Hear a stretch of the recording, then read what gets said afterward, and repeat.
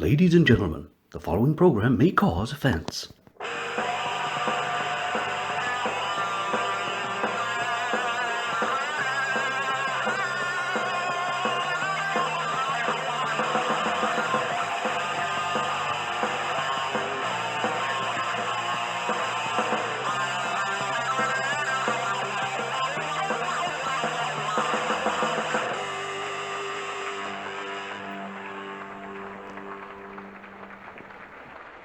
Welcome once again to Pedros Bar, ladies and gentlemen. Thank you so much for coming back and seeing me again. It's wonderful to see you. Now, I'm not going to mess about today. We've got some fantastic stuff for you to see. We're going to start straight off. Some new music from a band called South of Summer. Fantastic new band. These guys are going to some amazing places. Check this tune out. It's much softer than what we usually play, but I love the soft rock songs. This tune, I mean, it's got a brilliant video with it as well. Watch it, listen to it. This is nothing compared to what they can do.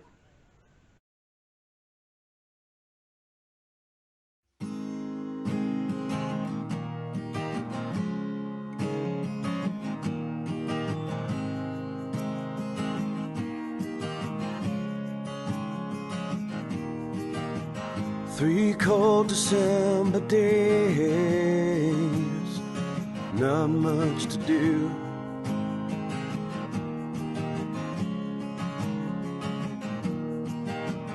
Don't get me wrong, it's not a waste away the hours with you.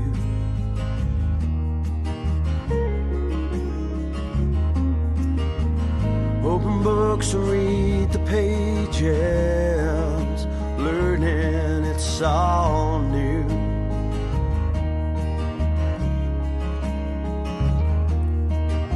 Then I get to thinking, this is so much more than anything I'm used to.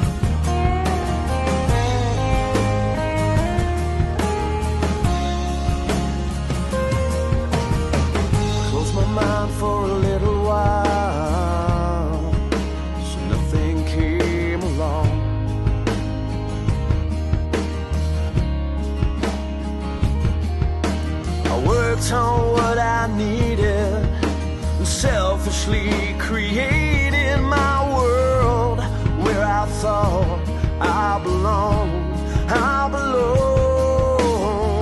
Figured out what I wanna be, where I wanna be, who I wanna be, and now I'm here, I'm thinking again.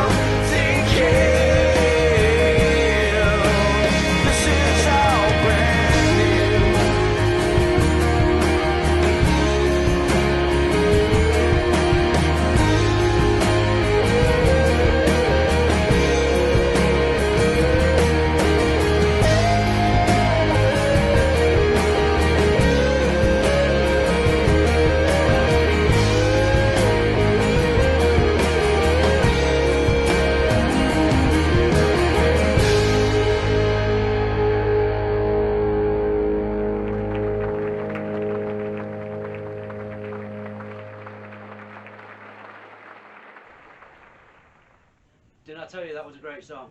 What a song! I love that song. Well done, guys. Absolutely fantastic. Get out there. Get on all social media. Like this band. Make them big. They deserve it. Again, what a video. Get on YouTube. They've got some fantastic songs out there, and they've got some new material coming soon as well. We're going to keep bigging these guys up. Can't wait for that new material to come through. Let me know that, and I'll get it straight to you. Next, right. Our main focus for today is a part 1 of a 2-part series, all about yours truly. You're going to look at the history of Pedro. Now, by the history of Pedro, I mean basically from when I first got into rock and roll, got into the music in a big way, and it is all down to one guy, right? Not Bon Jovi, who was my first love when it comes to rock and roll. Not Guns N' Roses, who, let's face it, why not? Not even to Lord Lenny. To one guy who's merely brutal. Guitar tap. Now that guy is solely responsible for me liking many things, such as guitar, being in bands, going to see bands, beer, Jack Daniels of course, and just generally partying. You know, the guy has taught me so much, and I love him to bits. So this is all about how Pedro and Tony met each other, and where they come from.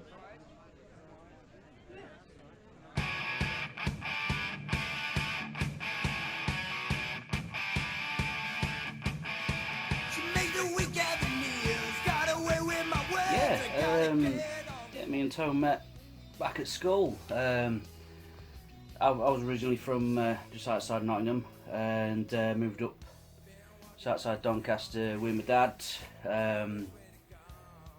Yeah, it was a strange time. It was a funny time because the fact my very first day in a new school, gone from knowing practically everybody to obviously knowing nobody. Went through almost the whole first day without speaking a word to anybody but the teachers. And I think it was the last lesson or second to last lesson. I think it was RE or something like that. Yes, it would have been about 1995. He was sat on his own in one of the classes, and so I asked him to come and sit with me and a few friends who we all had similar interests. We were into music, and we played a little. Pete didn't at the time, but he were a mad Bon Jovi fan, and you know, Bon Jovi's cool. So that's kind of how we first started chatting. I mean, well, yeah. I mean, while we were at school, I mean, all the subjects we wanted to learn, we weren't allowed to. So we would make up our own sort of lessons, if you like. We used to nip off at lunchtime and say we had to leave early to go and pick up a guitar from the music room. And we'd just go and jam. You know, we'd just go to one of our houses and we'd just go and jam, and that's pretty much how it started. And Tony was the first. He was already just starting to learn when we met. Learned to play guitar, and I was just just got into music. So I just sort of just hang out with him. You know, a couple of them a couple of lads they'd pick up a couple of guitars and learn a couple of songs that we knew, and I'd just hang out with them, you know, because I just loved it. I mean, we were rock and roll, we were chilling with my mates, a few cheeky beers, even though we were underage, but don't we all?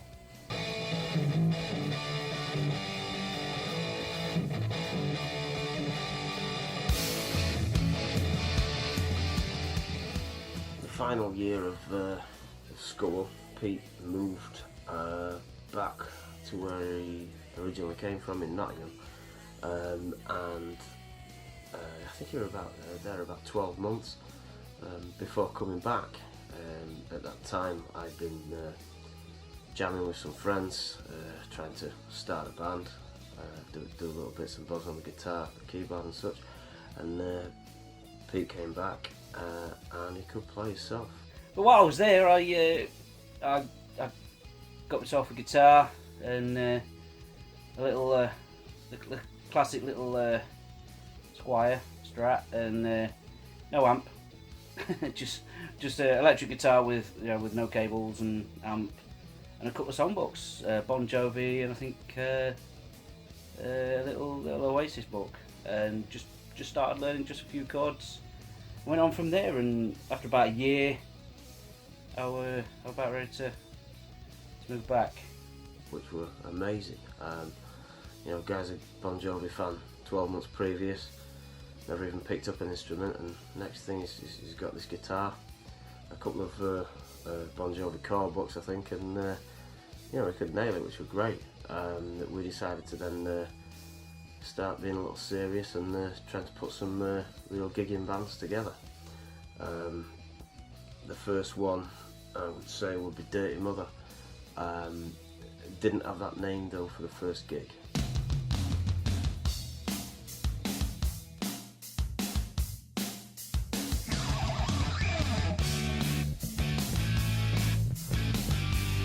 Dirty Mother. Yeah. What a band. What a lifestyle. Amazing. Originally called Black as Black. We did one gig under the name Black as Black. Real cool gig, enjoyed it, but it just didn't fit the name. Whilst we enjoyed the name, we wanted something with a little more punch, as it were, and we went over to Blackpool for a weekend on the piss, and we said to ourselves, we will come back with a name. I think at the time only myself, the singer and the drummer went over to Blackpool. I'd say we were probably the most consistent in Dirty Mother throughout the 10 years that it was alive. A lot of people coming in and out of Dirty Mother. To quote Chris from Blame the Sacred, who has played bass and the guitar in Dirty Mother, a lot of people earn the stripes in that band who are in a lot of good bands today in the Yorkshire area, which is kind of a compliment, I suppose, for Dirty Mother. Well, yeah, I mean, the name Dirty Mother actually came from a cocktail. A couple of the lads, they went off, I think it was to Blackpool for a weekend or whatever it was. And at the time, I mean, initially we were called Black as Black. We'd played a gig as that, and we kind of liked it, but it was never really in your face name. We needed something more catchy. And I just remember them all coming back and saying, "Oh, dudes, we've got this right name, Dirty Mother." And I was like, and I said, "Oh, it's just a name out of a cocktail." And the more they just kept saying it was like, you know what? I could hear somebody screaming that, Dirty Mother. It was like, and even to this day, you could walk down Doncaster, and every so often there were people that used to see us back in the day. They'll just scream out. We'll see a couple of us walking down the street, and they'll scream out, "Dirty Mother!" First question is, do I owe you money? But it very much a rite of passage. There's so many members that it was a rite of passage in many, many ways. What a fun. Yeah, for the 10 years that we did Dirty Mother, we got on with a lot of our idols, as it were. We were very, very much influenced by a lot of the 80s glam bands and such, so the likes of Pretty Boy Floyd, LA Guns, Sebastian Bach from Skid Row. We supported those, other bands, Dogs D'Amour, just to name a few there. I really enjoyed that because, we've been buying their CDs since we were 15 years old, so it's amazing to actually share the stage with your idols. Some of them might have been pricks like at the time, but I think Zach Wilde once said, "Never meet your idol because you could be sorely disappointed." We weren't. I always look at the talent, and those guys, very talented. Yeah, well, like I said, we had so many different members. We literally were the Spinal Tap of Doncaster, but instead of drummers, we were bass players. Countless bass players. I was the bass player once or twice. We had Chris from Blame Sacred. He was bassist at one point. Wes, he was bassist at one point from Blame Sacred. It's so many. We up and down people. I can't even remember the names. I could remember the odd face. But you know, it just got it got to be pretty much of a joke after a while, and that's why we just started calling ourselves Spinal Tap, because it just got beyond a joke. But like I say, many people, we had some great times in Dirty Mother. We were, if we were 10 years earlier, Dirty Mother would have been huge. Would have been huge. We know that. The amount of people that have told us that, we just weren't the right time. And after we'd started and we're getting a decent name, the Darkness turned up. And the very first write-up after the Darkness made their big impact on the charts, as it were, we had a write-up saying we a fantastic show. Oh, they're just like the Darkness, and that was it. You know, I've got nothing against the Darkness, but we weren't the Darkness, and we didn't base ourselves on the Darkness because we were going before the Darkness were on the scene. But you know, it's like the media. You know, you get one write-up and everybody goes after that. But we tried for many years. I was in and out of the band once or twice for, shall we say, musical differences, which we won't open cans of worms. But after about, I think it was about 10 years or so of Dirty Mother, damn good run. After about 10 years, I remember we were all sat at Tone's house, and I was kind of back in the band by then. I was known as 12-string Pete, because all I did was just play 12-string on one song for him at this point. I've been in and out a couple of times, but me and Tony lived next door to each other, so it was inevitable that I would still do something with them. And I just remember we were just having a party around at Tone's, and we all sat there, and that was it. One person, I think it were Aldino singing, I think he just said he's had enough. Everybody sort of knew it had run its course, sadly. But damn proud to have been part of that band. As I say, it's you earn your stripes. You do earn your stripes. So yeah, Dirty Mother, we buried that one. Gave it a nice tombstone, and me and the drummer started talking to Pete over a few beers, and chatted how we could build a new band. Came up with the name Contraband, which we did a few songs, and we changed the name after a short while to Sweet Valentine, and I just like the name better, so we called it Sweet Valentine. And we did the Bad Boy video, I Don't Care, as it's called, that Pete wrote and me and Paul collaborated on, which you must check that video out if you've not seen it. I'm sure Pete will pop the link somewhere for you to click on.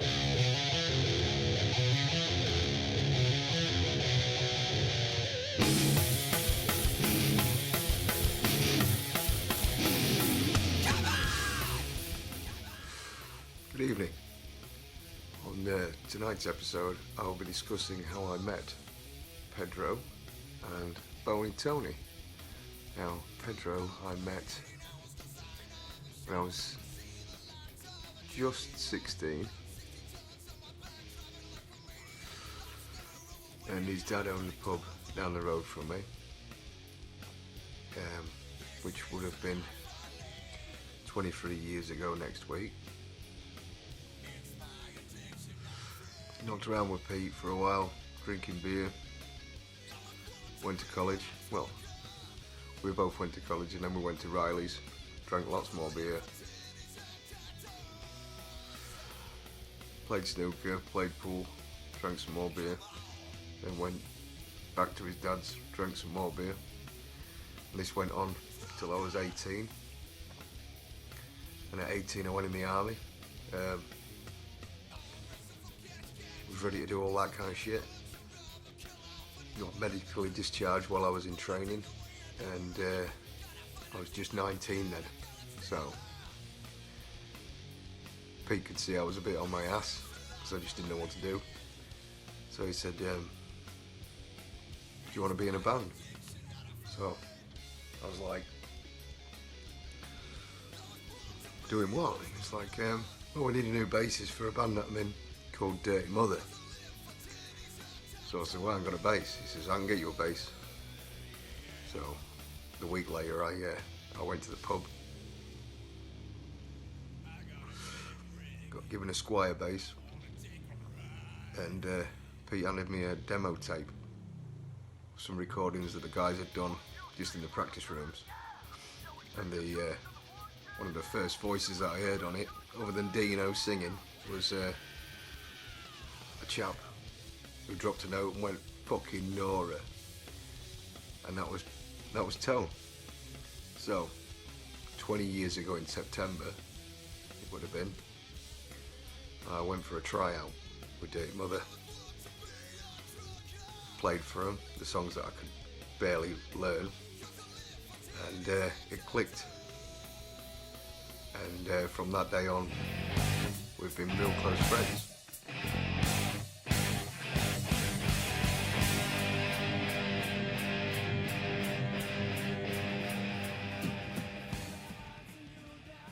And I want to thank Pete for getting me out of the shit, clearing my head, and getting me into music. We've had ups and downs with bands and whatnot, but Dirty Mother was always the first band and will always be the first band.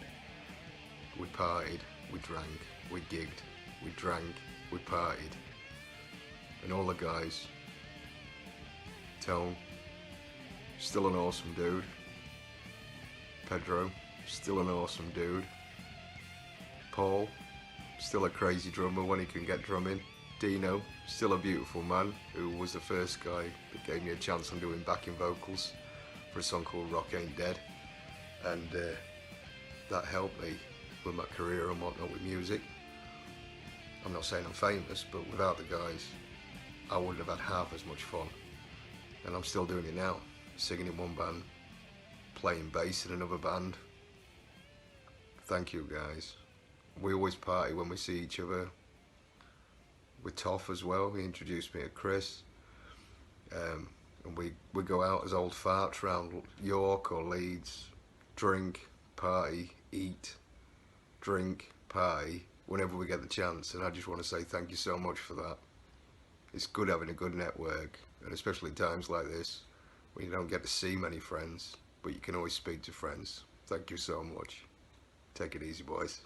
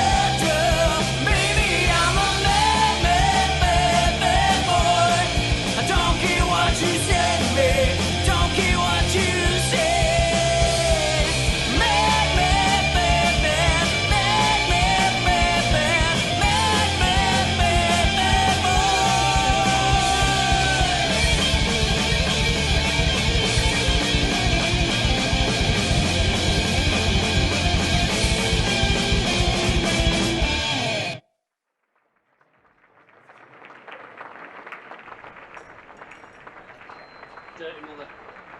What a band Dirty Mother was. Oh, the memories.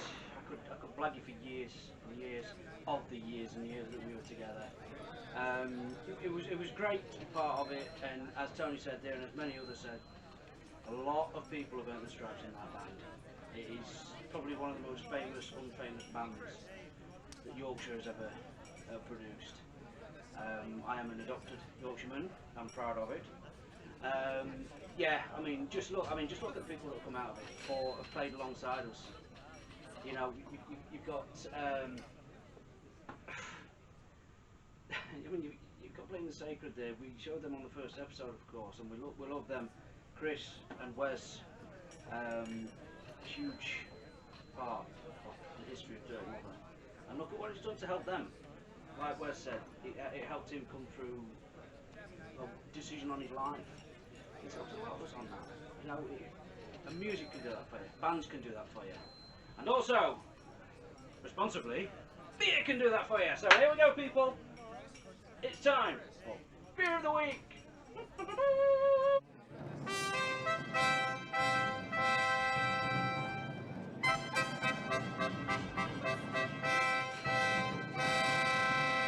Now, yes, I know, we've only done stubbies and we've done lager, basically. It's not beer. Right, this beautiful stuff. I made sure there was plenty at my wedding almost 2 years ago. The people responsible for making sure there was plenty didn't put enough on, even though I did warn them. Because it is, of course, the legend. Should I say? Yeah, the legend. It is Doom Bar, ladies and gentlemen. All hail the Doom Bar! A beautiful, beautiful amber ale. Absolutely. Oh, just the sound makes me want to just down the lot. But I won't. But I will have a sip.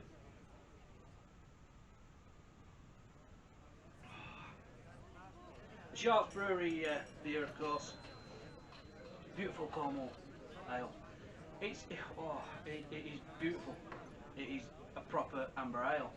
It's smooth, it's refreshing, and you can literally just drink it responsibly. And yeah, like I said, we drunk the place dry at my wedding. Thanks to a little bit of help from my father and all the guys. Because it is just that damn good. That damn good. If you've never tried Doom Bar, if you're into yours, if you've never tried Doom Bar, I'd be very surprised because it is very, very, very popular. Hence why it's got to be the first proper ale that I have on the show. It is what it says. It's beautiful. It's tasty. It's refreshing. Oh, you can.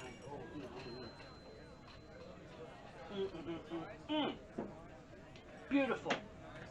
Now, let's move on. We've had some fantastic reviews so far.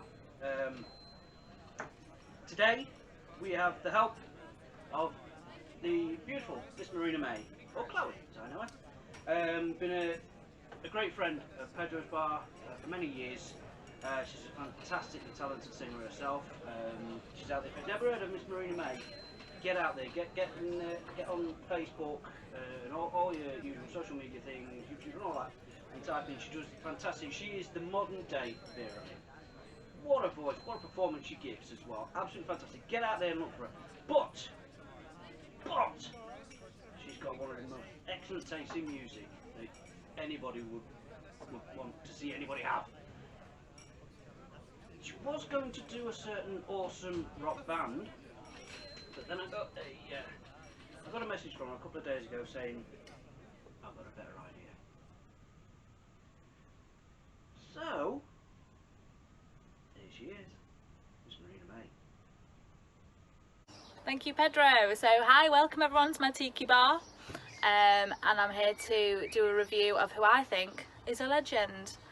And we've had some of the boys, but now I thought it's time for a girl, and a girl who can definitely rock among the best of them is the one and only Stevie Nicks. She's a wonderful songwriter, a wonderful front woman, and even though she's quite girly, she can still party hard, as we all know. She was nominated as one of the best songwriters in Rolling Stone magazine. She's had Grammy nominations, and she's the only female to be inducted into the Rock and Roll Hall of Fame twice. Once for her work with Fleetwood Mac, and again as a solo artist. And that is why she is a legend.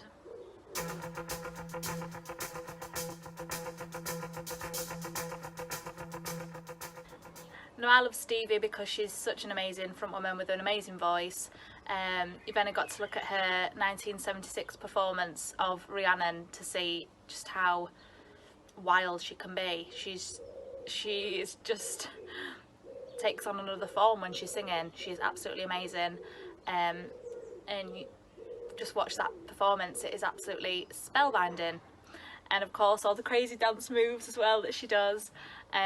She's just one of a kind, and the songs that she's written in her career have just been absolutely amazing. Obviously you've got a lot of the songs off the Rumours album, that famous Fleetwood Mac album. You've got Dreams, just a classic song. Obviously Edge of 17, which came out of her solo career, and the work that she did with Tom Petty. She's worked with some amazing artists, and that is why she's a legend. Sings the song, sounds like she's singing. Ooh, ooh, ooh, just like. And I think the standout moment in her career was obviously the Rumours album with Fleetwood Mac, which is one of the greatest albums of all time. To listen to from start to finish, it is just the perfect album, perfect to put on when you're having a barbecue like Pete used to do, and just chill out. It's just perfect chill out music, and Stevie was a part of that. And if you look into the history of the band, obviously there was a lot of intertwining relationships going on. Everyone was shagging each other. Couldn't really put it more politely than that. And that is why they just made such great music, because great music doesn't come out of good times. Well, some of it does, but obviously you need a little bit of tension and hardship to make some really good music, and they definitely had that in bucket loads. And that is why we were blessed with such an amazing album.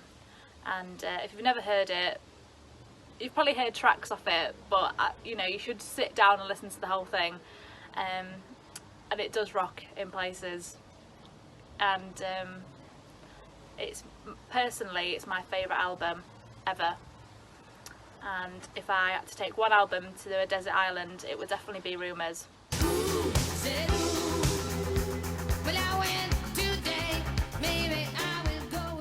Stevie's obviously a bit of a party girl. We all know about her escapades and her liking to the white powder. She's probably done more drugs than Lemmy, maybe. No, probably not. Probably not. But she probably would give him a run for his money. And yeah, it's amazing that she's still here, really. So cheers to Stevie, and cheers to you all. Hope you're all staying safe and well, and thanks obviously to Pedro for putting a great show on. We're really enjoying it, and thank you very much, guys. See you soon. Bye. Nothing else mattered. Just like the wine we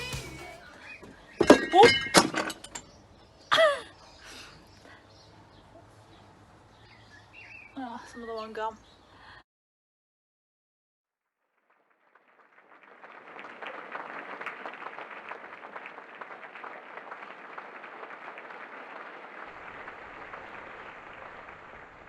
Thank you very much, Miss Marina May. Chloe, thank you very, very much, my darling.